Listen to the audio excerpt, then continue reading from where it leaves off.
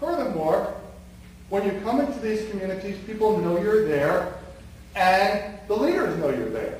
So one of the questions, there's sort of a top-down model, there's a bottom-up model, and the question is like, okay, so we're in the community, who are we going to talk to first, who are we going to make contact with, because eventually, if you're in a community and an outsider, and there's a couple hundred people or maybe 1,000 people in the community, they know they're there, and if you aren't in some sense ratified by the leaders, then you take a big risk. By the same token, being ratified by the leaders may determine who you can have contact and with you who you can have contact with, and so one of the things, for example, in principle that's developing is so far we've gotten, for the younger generation, the good people, all right? The people who don't speak as much vernacular because people don't want us to talk to the people that they consider to be the lesser sorts in the society. So there are all these kinds of issues that take place.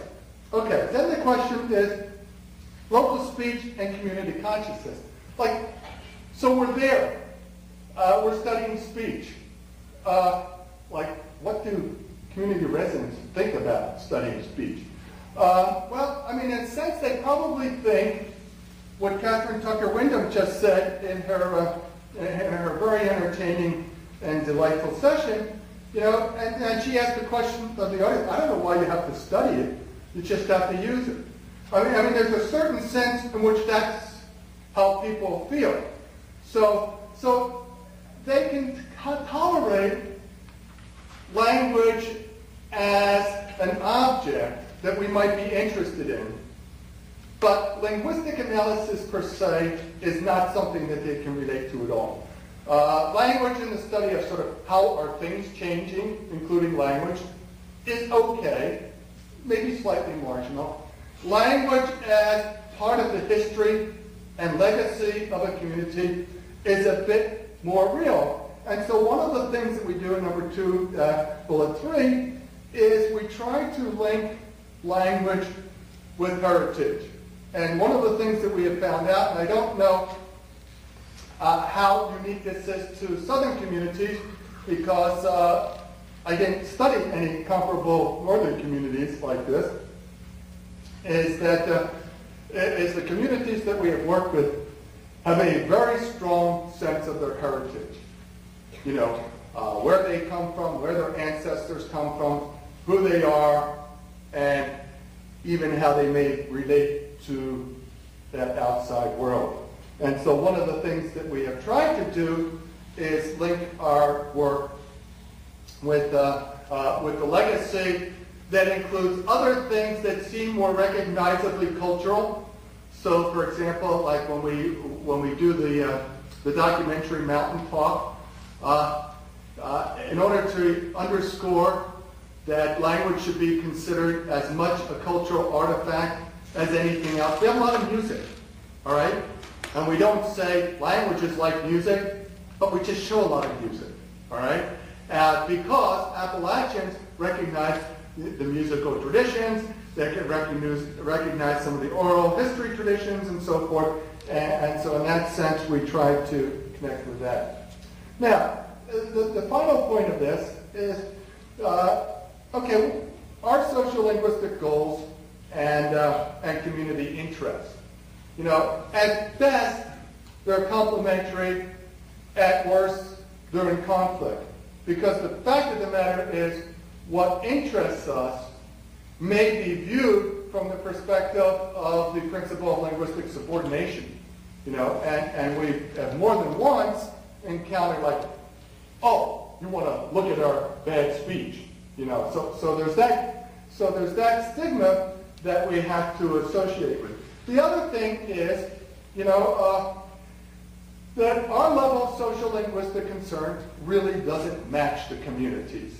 Either, as one Lumbee Indian who has worked with us and written a book with us and so forth says, well, I don't understand how you can write 30 pages on one verb. We said, well, you need to get a life. Well, I need to get it. That's true, I need to get a life. She doesn't realize that her community is my life.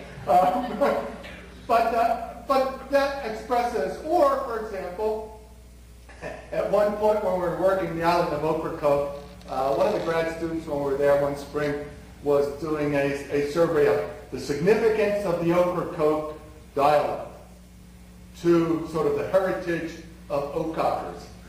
And guess what he found? They really don't like it. You know, or at least they didn't then. I think things are different now.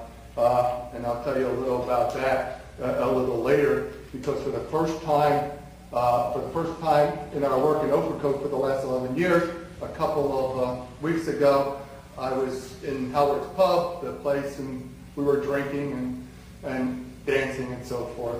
I call myself dancing, all right? And this guy came up to me, and it was half looped. And one of the guys that we've made famous on Ocracoke is a performer, Rex O'Neill, who can perform the dialect. He's a very humorous sort of guy, and people love seeing him and so forth. And I'm up there, and somebody comes up to me, half drunk, and says, I just want you to know that my dialect's as good as Rex's, you know, and that Rex just wanted to be a star, and so we let him be the star. Now, that's the first case of dialect envy that I've encountered in working with the community. But by the same token, it does say something about the changing attitude about the dialect in the community. But, you know, so there's a sense in which one of our friends there, who passed away a couple of years ago, and this, in a sense, illustrates the conflict, and then I'm going to quickly turn it over to these guys so that they can have their say too. And that is that he said when reporters who were interested in the story of the Ocracoke Road, because for some reason it just made a good news story, came, and he would often say to them, and I said, well, what do you think about the evaporating road? And he would say, the only person who worries about the dialect is Walt Wolfram. You know, but here's the irony, all right? When Dave Esham died a couple of years ago, the first thing that they did is they contacted me for a picture that we had in our book, because it was the nicest picture they had, and they wanted to use it in his obituary.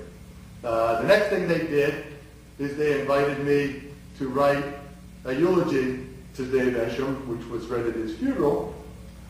And the third thing that they did was they, in recounting his life, they said the last 2 years of his life, he spent actively engaged in preservation efforts of the dialect. So obviously, while they say it's not of interest, either we have persuaded them it's in their interest, or they have thought about it a little longer, or it was covertly in their interest all along.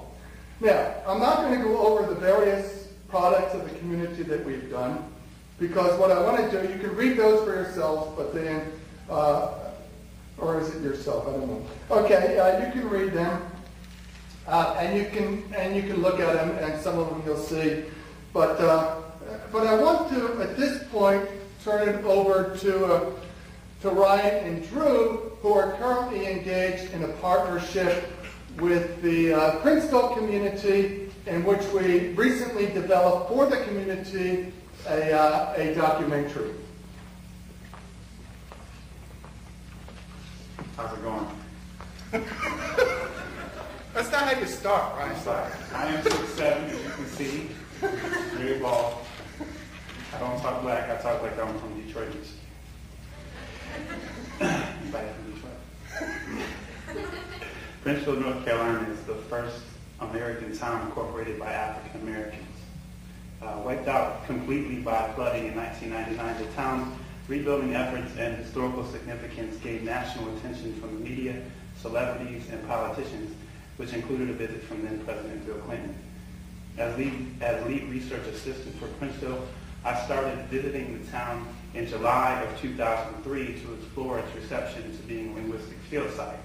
Also, considering past media saturation, I planned on gauging any negative response the town may have to further outside attention.